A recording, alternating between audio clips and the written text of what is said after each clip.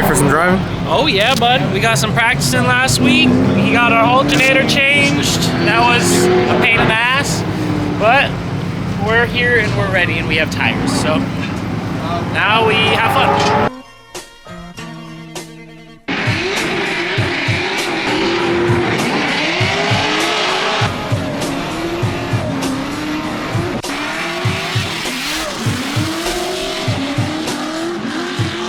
The changes, and the rear feels definitely a little better. It's like a little bit more grippy than before. So basically the front sway bar we're gonna take off. I don't really like the way it's acting with the front sway bar. I feel like we don't have enough front grip, like it's pushing through it. So we're gonna take that off and then try to lower the front a little bit too, which will change the way it essentially lets the car kick out and rotate. That's gonna be the first thing we know. We'll see. We're gonna go into another practice, make some changes now and see what happens.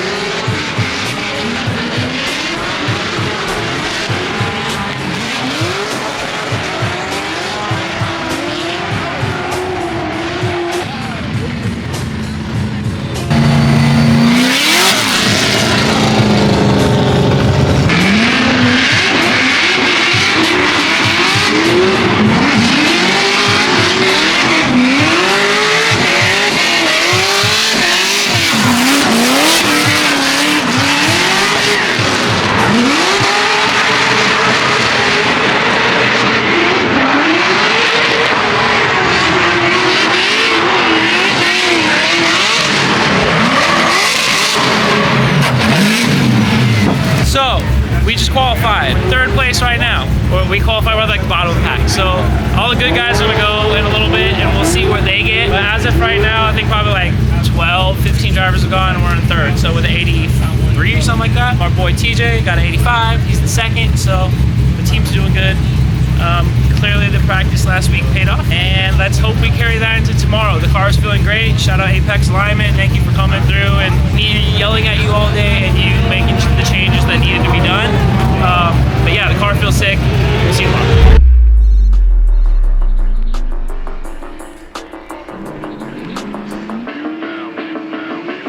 He's a rider, huh? Ryan Liber's looking cup rider. And Sean Illingworth, nice little flick to angle, right in the wall, dragging the bumper, literally dragging the bumper. Smell building on the back of that car. Wheel speed, insane.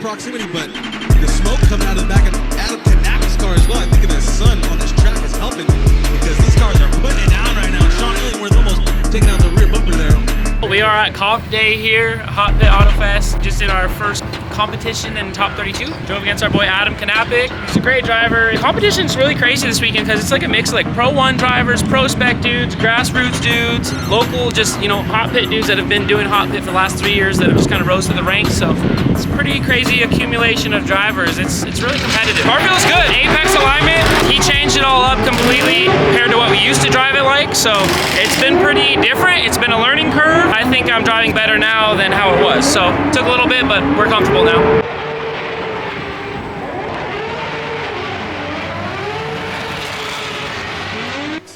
Nice and high on the bank, painting that wall. Little left foot brake, getting into that touch and go, feeling it nice. Sean using all of those opportunities, diving through the smoke. They both go a little wide, but Sean is not able to hold on. Rome continues the run. Damn, that thing sounds crazy.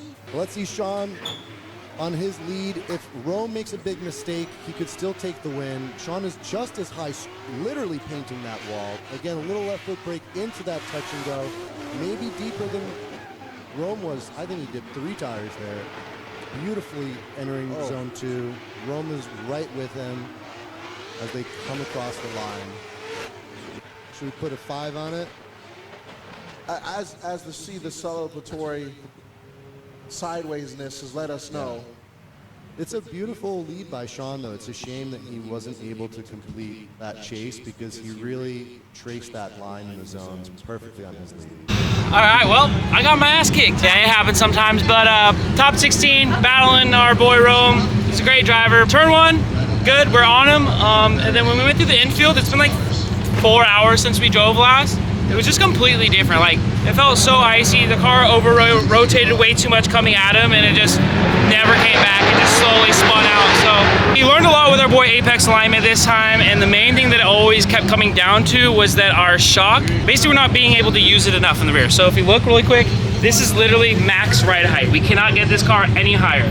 For a drift car, that's kind of insane. They're not usually this low. So the reasoning behind that and why we need a longer shock is to essentially get more grip, side grip, forward grip, right? The car is pretty much bottoming out everywhere we go. Also, by doing that, it makes the front really hard to drive because you're really having no front grip, right? Because the rear is always squatting. So there's a lot of, I guess, theories and stuff like that with all these suspension dudes and what they think does what, right? But we're really excited to work with Apex. He has some really good pointers, and the first kind of step from there is, like we said, building some custom shocks a little bit longer, give us that ride height to where the car's level. From there, we should be really able to dial in the car where we want it to. I've always complained saying I drive this car like 80% than I drive on my other drift cars, so we're really searching for that last 20 to make it this full weapon to where you're one with the vehicle, you know? And I think that's the hardest part, is getting that last kind of percentage out of the chassis. So, I mean, it's fun, bro. I'm always excited to drive this car. It's not cool to go on top 16. At least we made it top 16. A lot of people didn't make the top 32. So, yeah, it is what it is. But, yeah, thank you guys. Appreciate it, everyone. All my boys that are here. Nick behind the camera has been smashing it all weekend. So, yeah, shout out to the Specter Built team, and we'll see you guys in the next one.